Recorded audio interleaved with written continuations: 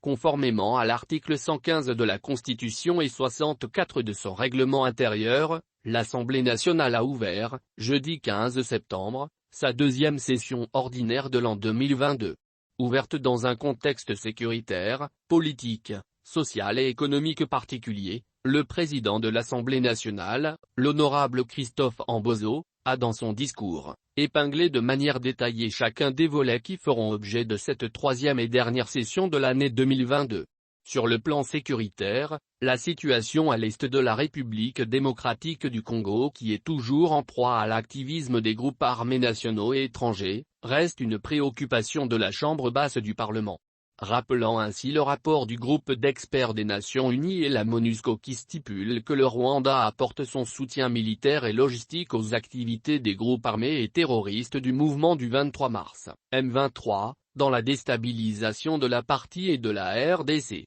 Le speaker de l'Assemblée nationale a porté par ailleurs un regard inquiet sur les actes de violence et de barbarie occasionnant des tueries massives parmi les populations Tekeyaka-Akwamut dans la province de Mendombe. Au regard de ces faits, le président de l'Assemblée nationale sollicite des mesures fortes du gouvernement pour arrêter ces fléaux. Le gouvernement doit mettre fin à la violence qui prend les allures d'une guerre de tranchées ethniques. Je l'invite aussi à identifier les auteurs et commanditaires de ces actes ignobles afin de les mettre à la disposition des instances compétentes conformément à la Constitution et aux lois de la République. La représentation nationale va bientôt diligenter une mission d'enquête dans les limites de ses attributions, a-t-il martelé en substance. Sur le plan politique, rappelons qu'au cours de deux précédentes sessions, les deux chambres du Parlement avaient adopté la loi organique modifiant et complétant la loi organique portant organisation et fonctionnement de la Commission électorale nationale indépendante,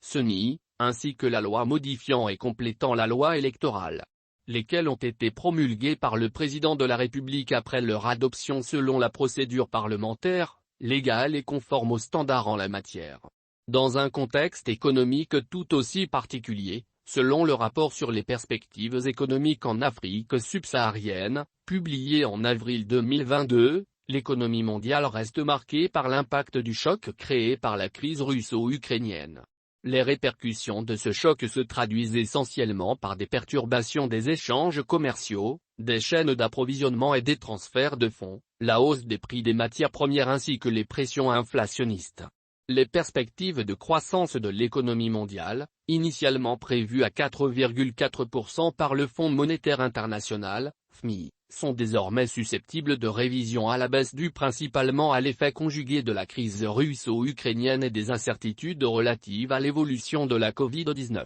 S'appuyant sur ces faits précités, le président de la Chambre basse du Parlement a fait savoir que la crise russo-ukrainienne a provoqué un choc économique mondial qui touche l'Afrique subsaharienne au moment où les pays disposent d'une marge d'action restreinte pour y faire face.